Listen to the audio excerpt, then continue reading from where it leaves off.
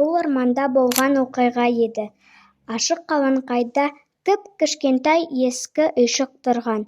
Бірде оны қасынан жүгіріп өтіп бара жатқан тышқан көреді. Тышқан тоқтап: Пип-сүйкімді, кіп-кішкентай бұл үйшікте кім бар? Пип-пип деп сұрайды. Ешкім жауап қайтармайды. Тышқан бос үйшікке кіріп, осында тұрып жатады. Біраз уақыттан кейін үйшіктің маңына секіріп бақа келеді. Сүйкімді, кіп-кішкентай бұл үйшікте кім бар? Мен тышқанмын, пип-пип. Ал сен кімсің? Мен бақылдауық бақамын, бақ-бақ. Кел бірге тұрайық. Бақ-бақ деп бақылдап үйшікке секіріп кіреді. Тышқан екеуі тіл табысып бірге тұрады. Енді үйшік қасына атқап қоян жетеді. Сүйкімді, кіп-кішкентай бұл үйшікте кім бар? деп сұрайды. Мен тықырлық тышқанмын, пип-пип. Мен бақылдауық бақамын, бақ-бақ. Ал сен кімсің? Мен қорқақ қоянмын. Кел бірге тұрайық. Қоян да үйшікке кіреді. Осылай үшеуі бірге өмір сүре бастайды. Сүйкімді, кіп-кішкентай бұл үйшікте кім бар? деп сұрайды. Мен тықырлық тышқанмын, пип-пип. Мен бақылдауық бақамын, бақ-бақ. Қорқақ қоянмын. Ал сен кімсің? Мен қу түлкімін. Кел бірге тұрайық. Үйшіктен түлкіге де орын табылды. Достар енді төртеу болды. Үйшікке тілі салақтап, айналасына алақ-жұлақ қарап қасқыр жетеді. Ол есікті қағып, қырылдаған даусымен: Сүйкімді, кіп-кішкентай бұл үйшікте кім бар? деп сұрайды. Мен тықырлық тышқанмын, пип-пип. Мен бақылдауық бақамын, бақ-бақ.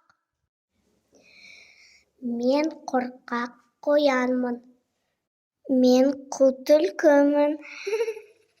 Ал сен кімсің? Мен сұр қасқырмын. Кел бірге тұрайық. Қасқыр қосыла, қымтырыла ішке кіреді. Әйтсе де кіп-кішкентай үйшікке бесеуі де сыйып кетеді. Барлығы қосылып ән айтады. Тату-тәтті өмір сүреді. Бір күні жидек теріп жүрген аю үйшік тұрғындарының салған әнін естиді. Ол үйшікке жақын келіп бар даусымен: Сүйкімді, кіп-кішкентай бұл үйшікте кім бар? деп сұрайды. Мен тықырлық тышқанмын, пип-пип. Мен бақылдауық бақамын, бақ-бақ. Мен қорқақ қоянмын. Мен қу түлкімін. Мен сұр қасқырмын. Ал сен кімсің?